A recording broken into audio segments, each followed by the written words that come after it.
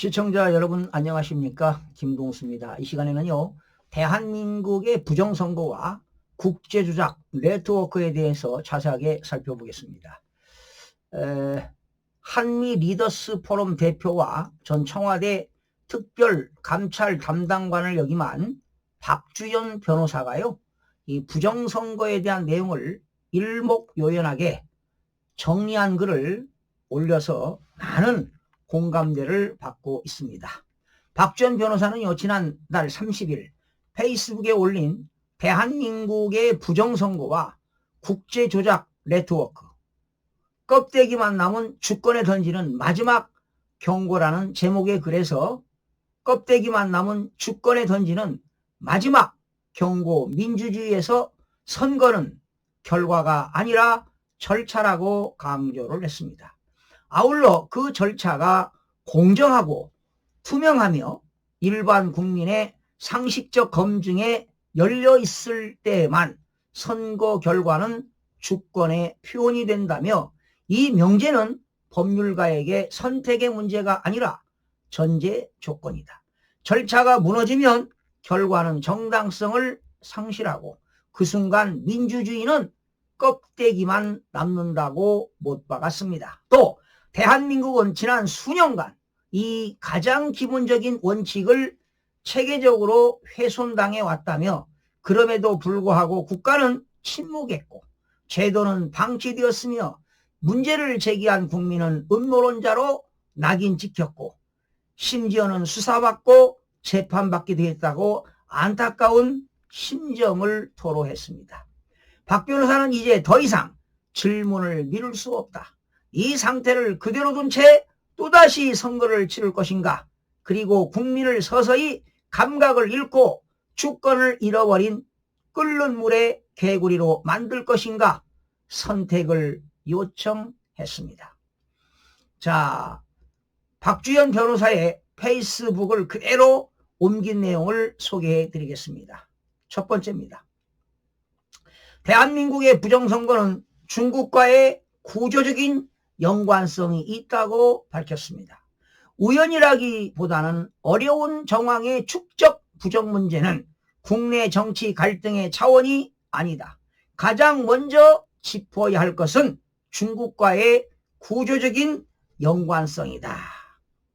2018년 중앙선거관리위원회 공식 유튜브 채널의 민주주의 관련 세계 정치인 소개 코너에서 소개된 5명의 정치인 중 3명이 중국 정치인이었다는 사실입니다. 중국은 자유민주적 선거제도가 존재하지 않는 일당 독재국가 아닙니까? 그럼에도 대한민국의 선거관리기관이 중국 정치체제를 긍정적으로 조명했다는 사실은 단순한 콘텐츠 문제, 선택의 문제가 아닙니다. 이는 선관위 이념적 감수성과 대외 인식이 어디에 기울어져 있는지를 상징적으로 보여주고 있습니다. 그 3사람 중에 한 사람이 바로 중국의 서열 4위 왕훈잉입니다. 왕훈잉. 예. 자, 박주연 변호사의 글을 여러분들에게 지금 소개해드리고 있는데요. 소개하면서 아울러서 제가 추가로 촌평을 해가면서 해드리겠습니다. 이 왕훈잉이는, 그래요, 한번 보겠습니다. 왕훈잉은 현 미국 국무부 차관보 대행이자 전 미국 NSA 국가안보회의 보좌관인 존 밀스가 한국 부정선거의 주도자라고 공개적으로 지목했다는 점에서 한국 선관위가 이미 오래전부터 중국에 장악되었다는 의혹을 떨쳐버릴 수 없다. 자, 더 심각한 문제는 기술 인프라다. 선관위 서버 관리와 관련되었다고 알려진 업체가 바로 중국 자본의 투자를 받았다는 정황은 선거 시스템 핵심 인프라가 중국과 직간접적으로 연결돼 있음을 의미한다. 여러분, 왕훈잉이는 제가 이미 방송해드렸는데요, 중국 서열 4위입니다. 이 왕훈잉이는 신권위주의를 연구한 학자인데요, 미국에서 하버드에서 왕훈잉이가 신권위주의를 연구한 학자입니다. 이자가 부정선거를 도입해서 제가 본 적은 없고 잡히는 건 없지만 감각적으로 볼 때 왕운잉이가 진두지휘를 한 것으로 보여집니다. 자, 중국이 호주, 캐나다 등 여러 국가의 선거에 개입한 전력이 이미 확인되었고, 영국 선관위 서버를 해킹해 선거인 명부를 탈취한 사실까지 드러난 상황에서 이 연관성을 가볍게 넘길 수는 없습니다.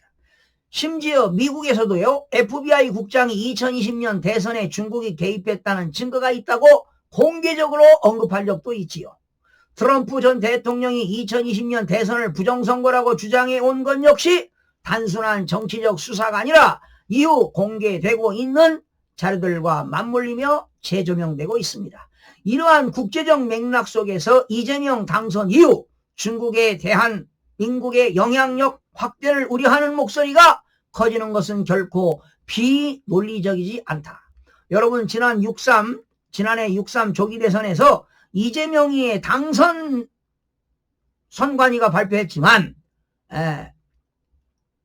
김문수 후보와 이재명 후보 제가 방송해드렸죠. 어떻게 부정선거 했다고. 이번 사전선거는요, 관내 사전투표에서는 진짜표 하나에 가짜표 하나를 전자개표를 조작했다는 사실입니다.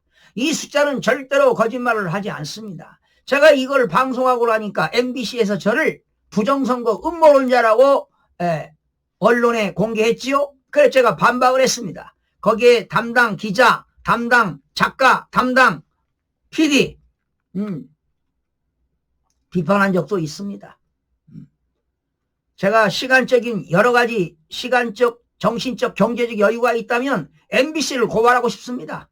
담당 PD, 기자, 작가 고소고발하고 싶은 심정이 지금도 있습니다. 왜? 나는 진실을 말할 것이고 그들은 진실을 덮고 있는 것 아니겠습니까? 자, 두 번째입니다. 2020년 총선 이전 인사, 선거 중립성 붕괴의 출발점입니다. 선거는 시스템 이전에 사람이 관리한다. 2020년 총선을 앞둔 선관위 인사는 그 자체로 중립성 훼손이 결정판이었다. 문재인 대통령 캠프 출신이었던 조혜주가 2019년 선관위 상임위원으로 임명되었다. 이는 선관위 역사상 유례없는 정치적 인사였다. 조혜주가요, 옛날에 선거관리위원회 과장하지 않았습니까? 이자가. 그런데 문재인 캠프 출신이었다고 2019년도에 상임위원을 했습니다. 상임위원을. 기가 막히지 않습니까? 네. 자, 조혜주 연관된 사람 많지요. 조혜주. 또 과거에 그 민주연구원장 했던 누굽니까? 양정철. 그전에는 누가 했나요? 지금 그 국무총리 하고 있는 김민석이가 했지요. 임기 종료 후 재임명을 시도했을 때 선관위 전 직원이 집단 반대에 나섰다는 사실은 그의 재직기간 동안 내부에서 얼마나 심각한 문제의식이 누적되었는지를 방증하게 됩니다. 여기에다가 화천대유 사건 핵심 인물로 지목된 권순일이 그 당시 선거관리원장이었죠. 이 친구 대법관 50억 받은, 화천대유에서 50억 받은 이런 자가 무슨 대법관이고 중앙선거관리원장입니까?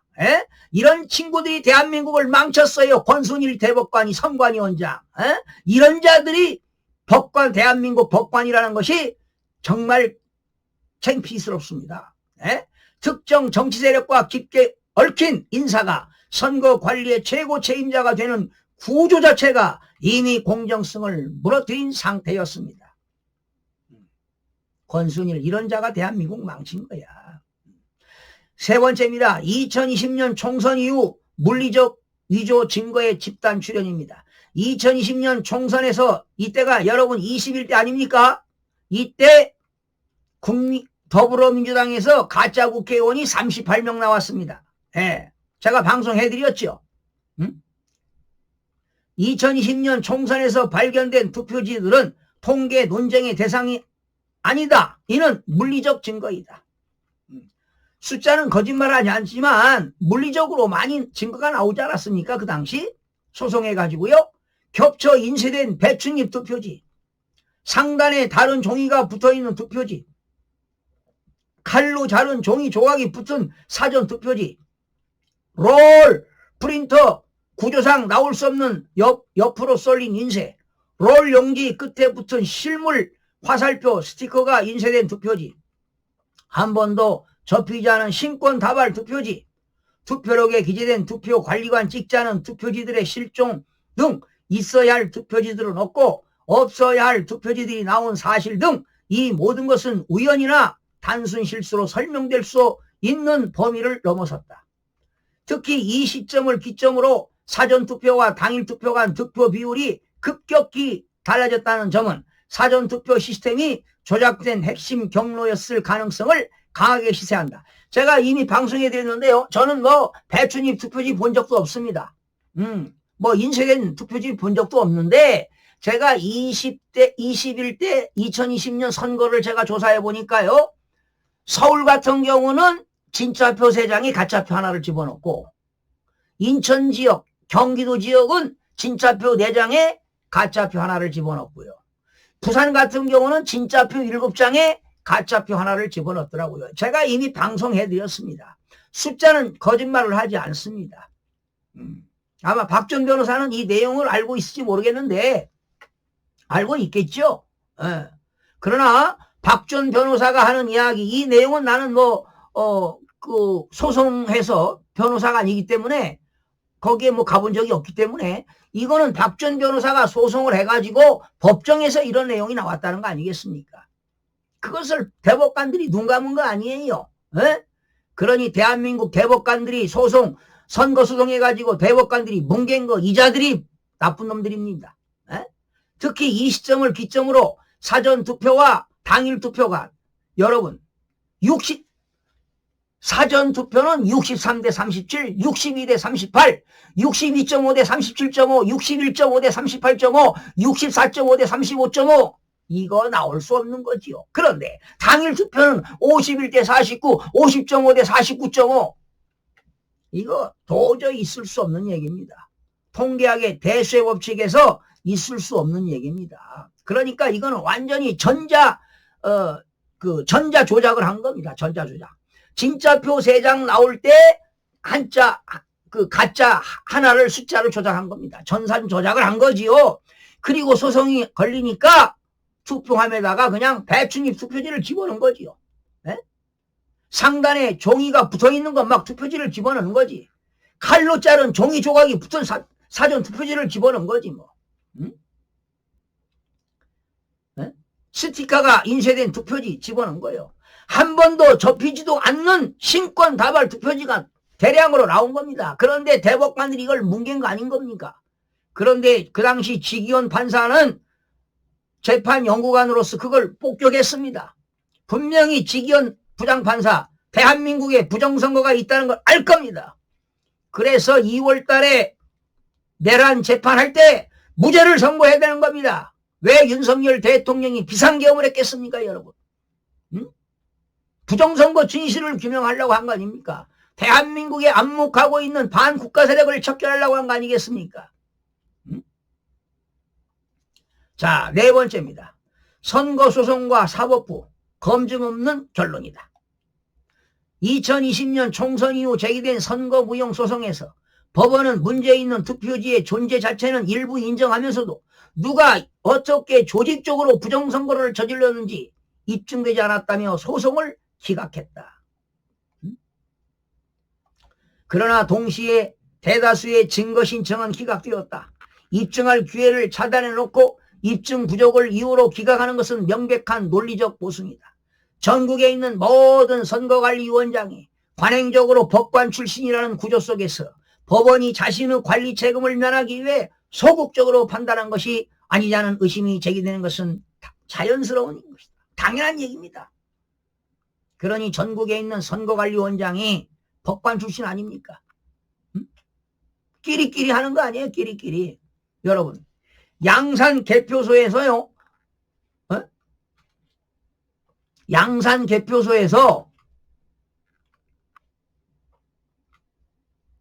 무게가 다른 두꺼운 투표지를 발견하고 무게 측정을 시도했으나 조재현 대법관이라는 이자가 있어요. 조재현 대법관. 무게 측정을 거부한 사례는 이러한 의심을 더욱 강화한다. 조재현 대법관도 책임이 져라 이 말이야. 이들이 대한민국을 망쳤다 이 말이요. 법관들이. 4.15 총선 당시에 이미지 파일과 재검표 당시에 이미지 파일만 비교하게 해주었더라도 간단하게 부정선거를 밝힐 수 있었는데 이를 거부하고 기각한 것은 심각한 사법부의 부패를 보여준다. 지금 박지원 변호사는 글을 참 무게 있게 정제되게 글을 썼지요. 저는 지금 말을 흥분해서 정제된 이야기를 할 수가 없습니다. 에? 이 대법관들이 이거 망친 겁니다. 대한민국. 에? 심지어 명확한 부정선거의 증거에도 불구하고 압수수색 영장도 발부하지 않은 법원은 선관위 부패와 얼마나 유착되었는지를 바로 알려주는 것이다. 5번째입니다.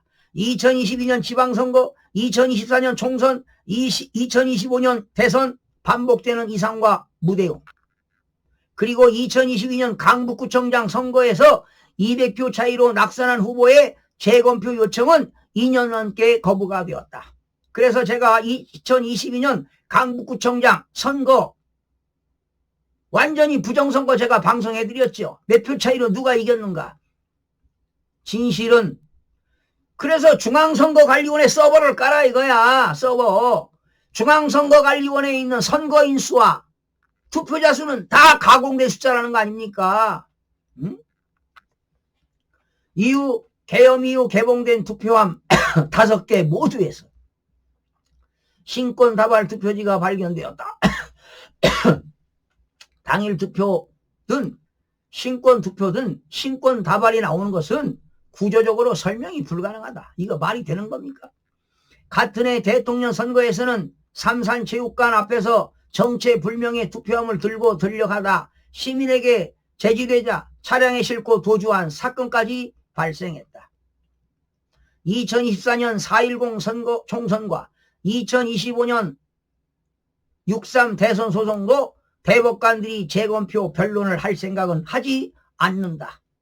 대법관들은 법정에서 원고들에게 욕을 먹어도 징계 청구를 당해도 복지 부정이다. 이 모든 사건에 대해 국가는 제대로 된 설명을 하지 않았다. 그러니 대한민국 대법관들이 망친 겁니다. 사법부가 망친 거라고요. 6번째입니다. 시스템 붕괴 후 공식 확인. 2023년 국정원 감사원에 2023년 국정원 보안 점검 결과는 충격적이었다. 저도 이거 방송해드렸죠. 관리자 비밀번호는 중국 민원 번호인 12345였고 내부망과 외부망은 분리되지 않아 외부 접근이 가능했다. 내부망하고 외부망이 분리되지 않으면 무조건 이건 접근이 가능하기 때문에 부정선거 할 수 있는 거예요. 이거 중국이 조작한 거야. 중국이. 통합선거인 명부 수정 청인, 직인, 투표지, 파일 접근, 개표 결과, 조직, 제외 선거인 명부 접근까지 가능한 구조였다. 제가 이것도 이미 방송해드렸습니다. 감사원 감사에서 1200건의 부정채용이 확인되었고 사무처장, 사무차장, 자녀의 부정채용까지 드러났다. 그러나 선관위 자체의 감사 결과는 부정채용 0건이었다. 그러니 이게 말이죠. 중앙선거관리위원회는 가족회사라고 하잖아요. 이는 관리 부실이 아니라 조직적 은폐다. 선관위가 이런 국가적 의혹에 대해 선관위는 가족회사라는 해명한 것은 그간 발생한 선관위 부패와 비리 등을 고려하면 충격적이지도 않다. 7번째, 2025년 대선 영상으로 나온 조작 정황. 2025년 대선에서는 더 이상 말로만 다투는 단계가 아니다. 1번 후보만 분류기에 3017번 연속 게시되는 영상, 위가 붙은 투표지 연속 등장하는 영상, 봉인지 교체 정황, 투수장이 겹친 투표지를 그냥 진행하라는 지시, 신권 다발 투표지를 종이 가방에 꺼내는 장면, 재단 흔적이 남은 투표지, 이미 기표된 투표지가 회송용 봉투에 나온 사례까지 모두 영상으로 남아있다. 중복투표, 대리투표 사례가 반복적으로 적발되었음에도 선관위 직원이 수사 의뢰나 조사를 하지 않고 덮은 정황, 참관 방해, 투표자 수 조작, CCTV 가림, 투표록 폐기 등은 더 이상 의혹이 아니다. 오히려 부정선거 감시를 담당한 애국시민을 고발하고 황교안 전 국무총리를 고발하고 수사를 받게 하고 재판받게 한 사실은 부정선거 카르텔 부패가 얼마나 심각하게 대한민국 곳곳을 뿌리 깊게 관여했는지 알려준다. 이건 국제 부정선거 카르텔이기 때문에 참 보통 일이 아닙니다. 이거 부시기가 보통 일이 아니에요. 윤석열 대통령도 밝히지 못했잖아요. 부정선거를 밝히려고 중앙선거관리위원회 국회에 보낸 계엄군보다 더 많았지 않았습니까? 8번째, 해외 기준과 극명한 대비. 베니스 위원회는 선거의 모든 단계가 검증 가능해야 하고 참가는 최대한 허용되어야 한다고 명시한다. 독일은 전자투표를 자체를 위헌으로 판단하고 전자투표가 다 조작인 거예요. 오스트리아는 결과 조작 근거가 없어도 절차하자만으로도 대선을 무효화했다. 프랑스는 투명 투표함과 현장 수개표로 모든 과정을 시민에게 공개한다. 그러니 대한민국도 수개표 해야 돼. 수개표. 사전선거 없어야 돼요. 사전선거를 해도 수개표를 하라는 얘기야. 수개표. 대한민국은 그 반대 방향으로 가고 있다. 철저히 은폐하고 있으며 우파 진영의 중국 공산당 간첩, 북한 간첩이나 이들의 보석된 자를 심어서 음모대로로 돌리거나 관심사를 엉뚱한 쪽으로 돌리려 한다. 9번째, 국제 부정선거 네트워크와 대한민국. 미국에서는 스마트 매틱과 도미니온 시스템 부정이 점차 드러나고 있다. 지금 미국에 있는 이 스마트 매틱은요, 베네수엘라의 스마트 매틱이 있고 그 베네수엘라 사람들이 미국에다가 스마트매틱 회사를 설립한 거 아니에요. 마치 미국인들이 설립한 것처럼 위장한 거 아닙니까? 응? 그리고 2025년 FBI 국장이 부정선거 증거 존재를 공식 확인했다. 베네수엘라 전직 정보수장 스마트매틱을 이용해 전 세계 선거를 조작한다고 폭로했다. 그 스마트매틱이 한국선거관리위원회와 관련성이 있다는 문건과 증언도 나왔다. 콩고에서는 한국산 투개표 시스템을 부정선거 원인으로 지목해 한국에까지 직접 와서 항의를 했고 성남에서는 콩고 대선 투표 위조 현장이 적발되었다. 트럼프 전 대통령이 그 당시 2020년이죠. 부정선거 국가 사례로 한국이 언급된 게시물을 자신의 SNS에 공유한 사실은 상징적이다. 결론입니다. 더 이상 침묵할 수 없다. 부정선거는 이제 의혹이 아니다. 증거와 정황은 이미 차고 넘친다. 윤석열 대통령이 비상계엄을 한 이후로도 공표한 부정선거에 대해 이제 우리 국민뿐 아니라 미국 시민도 알기 시작했다. 그럼에도 침묵한다면 그것은 중립이 될 수 없다. 이제 침묵은 부정선거 카르텔 일원이거나 그들에게 조정을 받는 사람임을 자백하는 것이다. 이 상태로 또다시 선거를 치른다면 그 결과가 무엇이든 정당성은 회복될 수 없다. 대한민국은 지금 멈추고 점검해야 한다. 그렇지 않으면 우리는 끓는 물 속에 끝내 뛰쳐나오지 못하는 개구리가 될 것이다. 지금이 마지막 경고다. 그렇죠. 여러분, 미지근한 물에다가요 개구리를 넣으면 따뜻하더니 좋겠죠. 거기다가 계속 뜨거운 물을 부어도 뛰쳐나오지 않고 그냥 죽어가는 거 아니겠습니까? 그러나 뜨뜻한 아주 뜨거운 물에다가 개구리 넣으면 펄짝 뛸 거 아니겠습니까? 지금 대한민국은 절체절명 위기에 처해 있고 지금 배가 침몰 직전입니다. 그러니 끓는 물속에서 끝내 뛰쳐나오지 못하고 지금 개구리가 죽어가고 있다는 사실입니다. 죽어가고 있다는 사실입니다. 대한민국 국민들의 두 눈을 부릅뜨고 지금 대한민국이 어떻게 흘러가고 있는가 국민 여러분들이 일어나야 합니다. 깨우쳐야 됩니다. 그리고 지금 안타까운 것이 어제지요. 어제 윤석열 전 대통령 내란죄 특검이 구형을 내리지 못했습니다. 13일 날로 연기했지요. 아마 사형 아니면 무기징역을 때릴 겁니다. 그러나 재판부에서는 무죄를 선고해야 됩니다. 왜? 내란죄가 성립되지 않습니다. 국헌문란이 아니기 때문입니다. 과거에 비상계엄했을 때는 많은 국민들이 피를 흘렸지요. 지난 비상계엄은 누가 다친 사람이 있습니까? 국민이 피를 흘린 적이 있습니까? 사망자가 생겼습니까?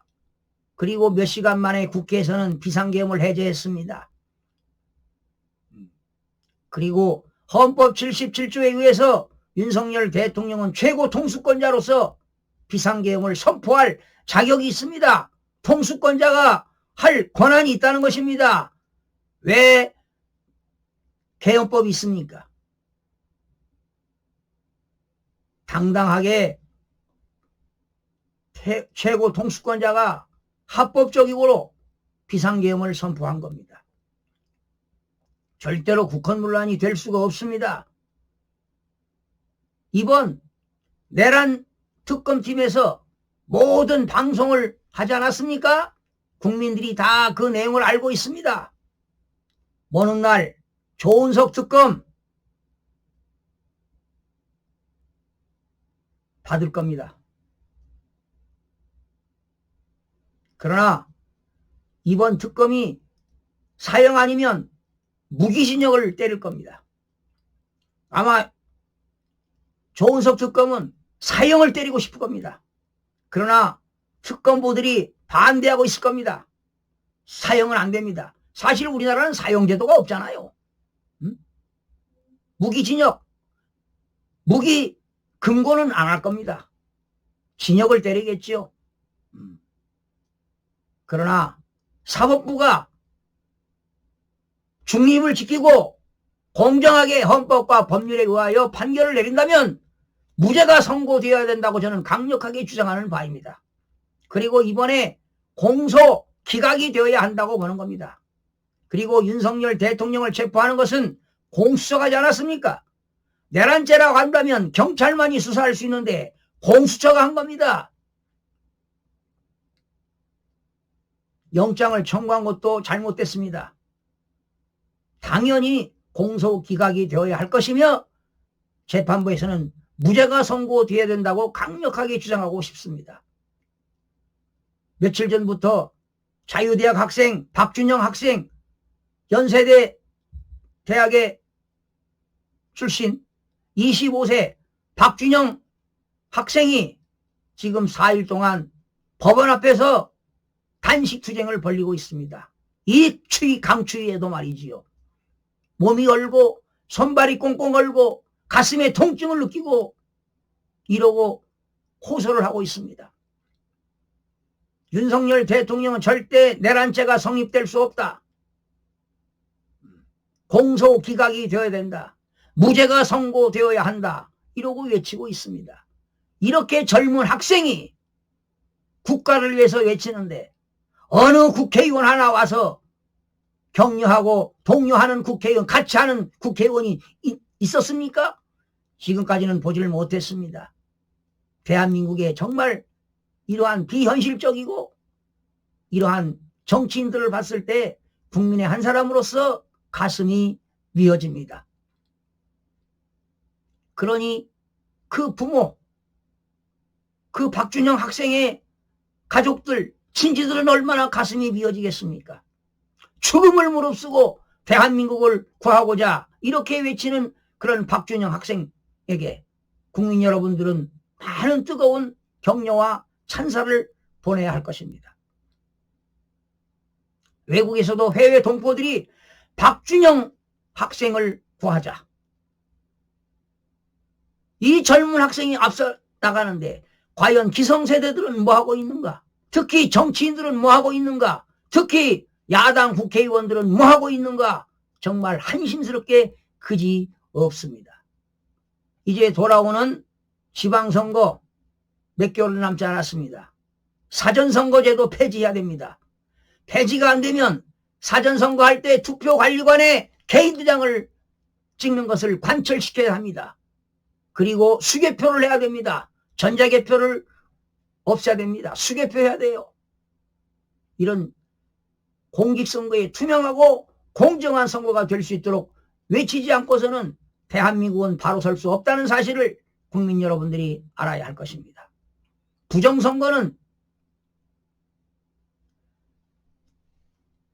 부정선거가 없다고 하는 사람들은 오히려 그 자들이 음모론자입니다. 그들이 친북 세력입니다. 그들이 진중 세력입니다. 저는 그렇게 봅니다. 국민 여러분들의 봉기가 일어나야 합니다.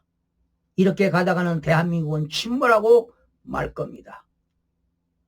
제2의 홍콩, 제2의 베네수엘라 꼴이 되지 않을까 국민의 한 사람으로서 참으로 염려가 되는 것입니다.